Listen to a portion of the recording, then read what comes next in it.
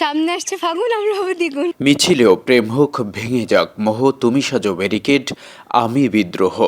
এমনই এক গল্পের সৃষ্টি হয়েছে শেখ হাসিনা সরকারের পতনের আন্দোলনে। মিছিলে গিয়ে প্রেম হয়ে বরগুনা থেকে নেতৃত্ব দেওয়া নিলয় এবং আনিকার। এবার সব জল্পনা কল্পনা শেষে দুই সাহসী যোদ্ধা বসেছেন বিয়ের পিঁড়িতে। এমন ভালোবাসার পূর্ণতা পেয়ে মুগ্ধ হয়েছেন তারা। আমাকে ভাইয়া ভাইয়া ডাকতো। ভাইয়া বলতে সরি, সে এসে বলতেছে আপু আপু তুমি হাতটা আমি ধরি।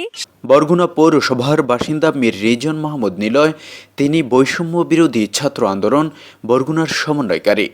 বরগুনা সদরের হাই স্কুল সড়কের মরহুম মীর মোয়াজ্জেম হোসেনের ছেলে তিনি। একটি প্রাইভেট বিশ্ববিদ্যালয়ে বিবিএ পড়ছেন। অন্যদিকে বরগুনা পৌরসভার কলেজ রোড এলাকার বাসিন্দা পজিয়া তাসনিন আনিকা। বরিশাল ব্রজমোহন কলেজের রসায়ন বিভাগে পড়ছেন তিনি। আমরা হাত ধরে বিজয় মিছিল দিচ্ছিলাম, তো ও আমার পাশেই ছিল।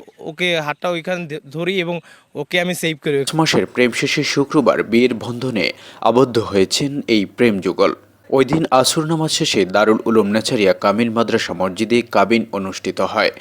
পজিয়া তাসনিন আনিকা বলেছেন, আল্লাহর অশেষ রহমতে আমাদের পরিচয় হয়েছিল এবং আমরা দুজন দুজনকে পেয়ে সত্যি খুব খুশি, আলহামদুলিল্লাহ।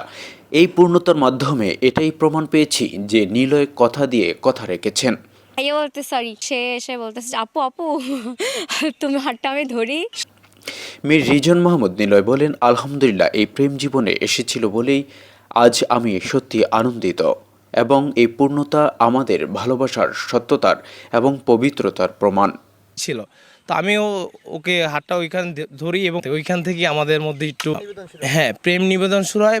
এর আগের দিন বৃহস্পতিবার রাতে বিপ্লবী দুই যোদ্ধার বাসায় অনুষ্ঠিত হয়েছে ফুল স্নিগ্ধতা এবং গায়ে হলুদ অনুষ্ঠান।